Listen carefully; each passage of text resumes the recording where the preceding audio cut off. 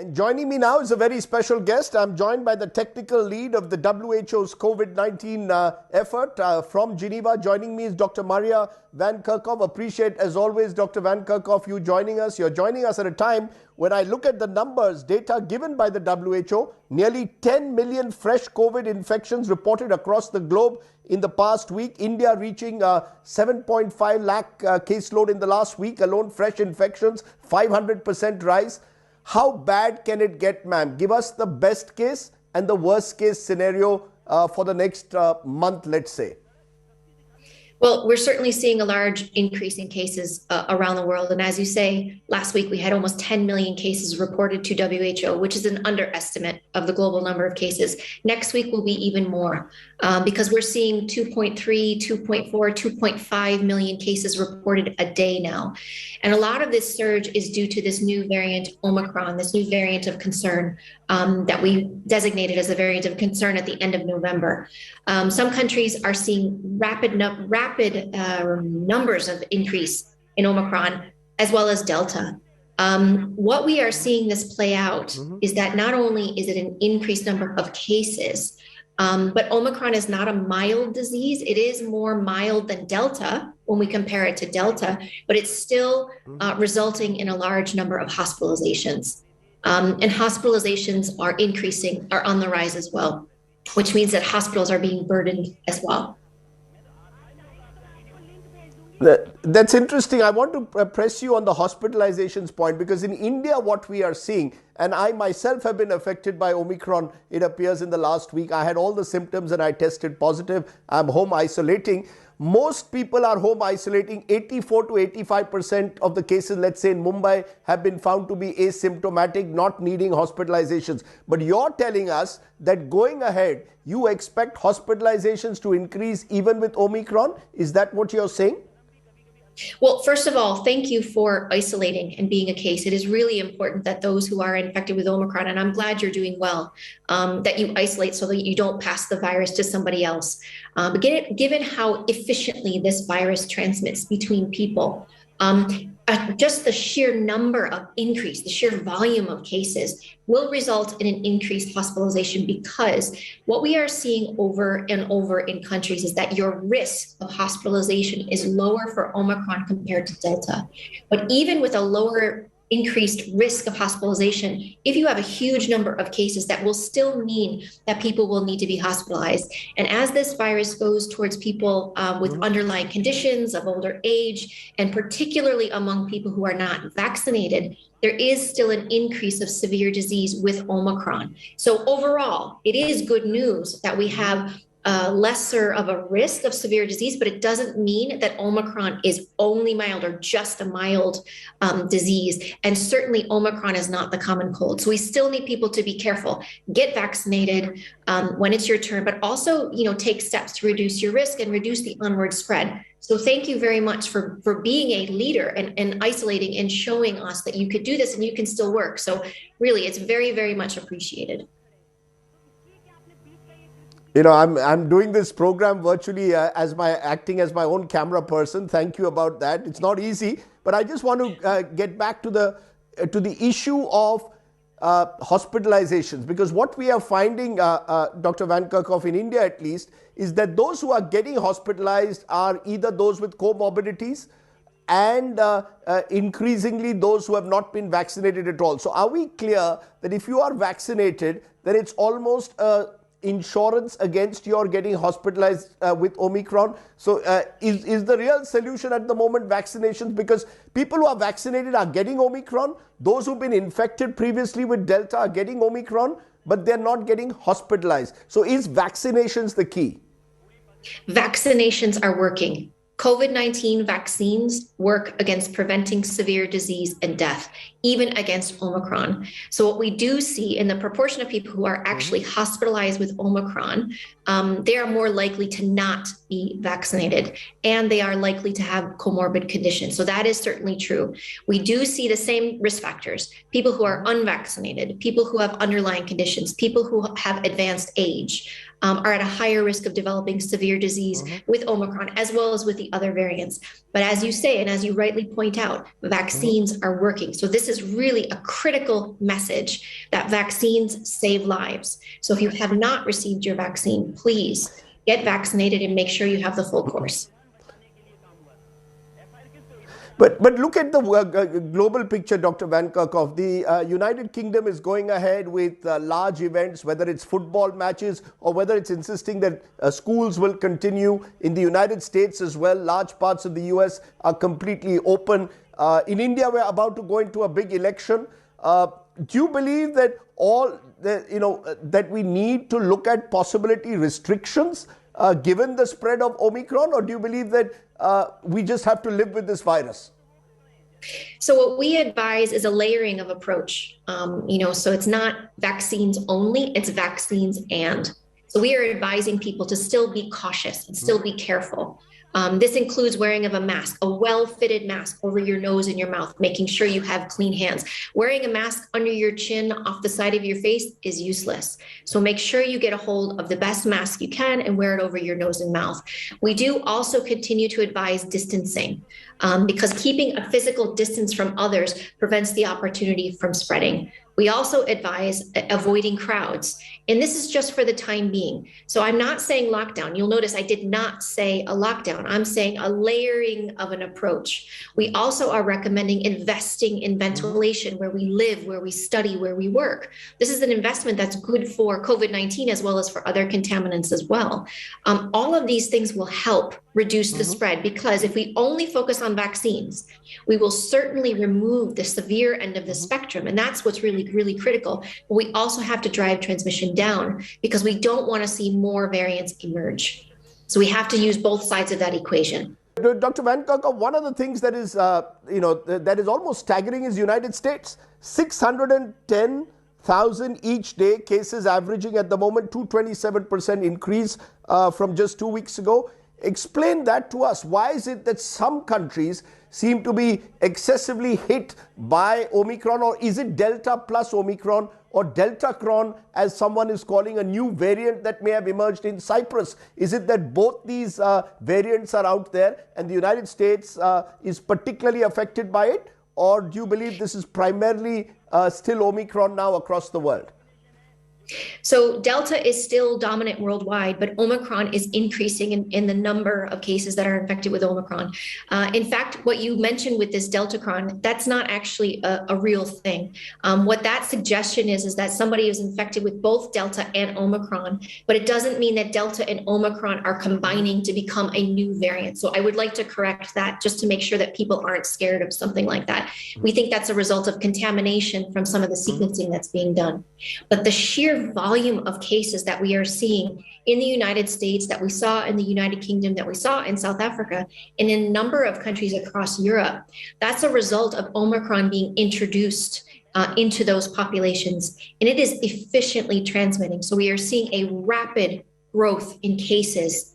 And that will happen in other countries where Omicron really takes off. So what we're telling countries to do is to prepare for that and to put this layering of approach in place. Wearing of the mask, distancing, avoiding crowds, improving ventilation now, strengthen those systems of surveillance and testing so that you don't get into a situation where those case numbers go off the charts. And in fact, that's exactly what we're seeing. We're having to draw new charts because the scale is so much more than it was. And that's burdening healthcare systems as well as other sectors of society. But it's escaping the vaccine. In many of these countries like the UK, high vaccination rates, and yet Omicron is spreading. So what does that suggest? It seems to be people who've had COVID infections in the past are getting it, plus those who've been vaccinated are getting it. So it's, it seems super immune. Is the answer a booster dose? In India, we've started precautionary booster doses today for populations over the age of 60. Is that really the answer? Well, it's a good question because vaccines are incredibly protective against severe disease and death, but vaccinations don't prevent all infections and they don't prevent all onward transmissions. That's not what they were intended to do. So you do see some people who are vaccinated get infected. I mean, that's something that we've expected. We do also see, a reduced efficacy of the vaccines, but they still remain incredibly protective against severe disease and death. So if your audience only hears one thing from me today, please know that these vaccines are saving lives. With Omicron, we do see people who had been previously infected have an increased risk of reinfection, but it's still a low risk, much lower than we had seen in the past. But it is possible for people to be reinfected. So that's why it's vaccines and so even with a reduced efficacy of those vaccination, it is far, far, far better to be vaccinated than not. And what we are looking at here is the availability of doses of vaccines around the world and how we best use those for the global problem of this pandemic that we are in. And you have to remember that a large majority of the world has not received their first and second doses yet. And so that's what we are fighting for, this vaccine equity around the world. I'll just come in a moment to vaccine equity, but before that, the other big concern, Dr. Van Kerkhove, is hospitalizations of young children. In the first and second wave, very few young children were affected. Now, the US, record number of hospitalizations of children under the age of 5. In India also, we are finding a few children, more and more children are getting infected. Does that worry you that children who are already unvaccinated could be more vulnerable in this Omicron wave? Well, certainly. But what we're trying to do is disentangle this information that we're receiving from countries, particularly among children and pediatric populations. Are children being admitted to hospital with Omicron or for COVID-19, let's say, and why that is? Do these children have underlying conditions? Do they have co-infection with other respiratory pathogens that are circulating? And we're really just starting to learn more about this. Certainly, when you have large increases in case numbers, you will see increasing hospitalizations among all of the different age groups. And this is a big worry for us, particularly if children or adults, any age, are admitted to hospital and they cannot receive the care they need because the healthcare system is overburdened. Well, we need more information from countries. We need more standardized information from countries to better understand the impact, particularly on pediatric populations. But as you say, children are not vaccinated. And so they are at risk for infection, and those with underlying conditions of any age, including children, are at an increased risk for severe disease. So, of course, this is a concern for us. So as of now, you're saying it's a concern, but it would be unfair to suggest that this particular wave could hit children disproportionately, because when I look at hospitalization rate among children aged 5 to 17, it's about 1 per 100,000. And this is, of course, looking at US rates at the moment. You're saying it's concerning, but you wouldn't say necessarily that COVID will affect children more in the next few months. Am I correct? You're correct. We're just getting more and more of this information. It's something that needs to be watched very, very carefully. But again, this is why we need to do both. We need to, protect vulnerable populations, including children. We need to reduce the spread as much as we possibly can, because it's not just about you. It's not just about you and protecting yourself. You need to protect your loved ones as well. And children are mixing. Children are going to school, and it is really critical that schools open and stay open. And there are ways that schools can be open safely, or as safe as possible. Children need their education, they need that safety and their security. And governments need to prioritize opening up of schools and keeping those schools safely by having surveillance and testing and ventilation and vaccination amongst the staff. It's really important that we prioritize children and getting them back to school, but we need to do it as safely as possible. The other, of course, concern is treatment. In the first and second wave, there was a lot of confusion over the nature of treatment. Hydroxychloroquine was suggested for a while, ivermectin, favipiravir, doxycycline, other antibiotics were prescribed, remdesivir.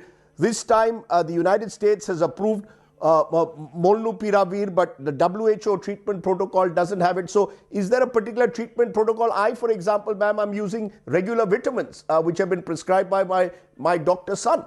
Are we saying that is there a treatment protocol, or are you telling people home quarantine and this will pass in 5-6 days? Or are we saying that because this is not a common cold or common cough, as you told us earlier, we need some treatment protocol that is clear and available to all? Well, that's a great question. I mean, the majority of people still end up having a mild or moderate disease, which can actually be pretty rough for a few days. And I'm glad you have a mild course of this. But some people go on to have fever, they have respiratory symptoms, but some people need to be admitted to hospital. What we need in all countries is people to enter the clinical care pathway early so that they have a good diagnosis and that their outcomes, what happens with them in terms of their disease progression, can be as optimal as possible. There are a number of treatments, particularly for severe disease, that we recommend, and these are all in our living treatment guidance. But we're also looking at the antivirals for earlier care, people in the more mild end of the spectrum. But it's important that patients have the right therapeutic, the right dose at the right time administered by their doctor. We don't want to see is people self-administering some of these drugs. It's important to discuss with your clinical care physician, to discuss with them what is right for you, because if you have underlying conditions, if you had a previous infection, et cetera. And so what we want are people to be tested so they can get into that clinical care pathway. And we're very hopeful that more therapeutics will come online. We are looking at molnupiravir as well, and we hope to have a recommendation of this very soon. This will also be in our living guidelines, but it's the right patient, the right dose, the right treatment, the right time. Dr. Van Kerkhove, in conclusion, I want to ask you, as we look ahead, will 2022 become a year of the variants and waves like 2021 was? Are we going to see many more such variants out there? And they will, and the nature of the wave is still very unpredictable. The virus is still out there, particularly as you mentioned earlier, because of the vaccine inequity. I find that 92 of the 194 members of WHO have not even vaccinated 10% of their population as at the end of December 2021. So are we going to see many more variants possibly coming in from Africa, which is less vaccinated, and therefore 2022 could be no different to 2021? Or are we in a very different situation and in a better place to combat these waves, even if they happen to come at greater frequencies?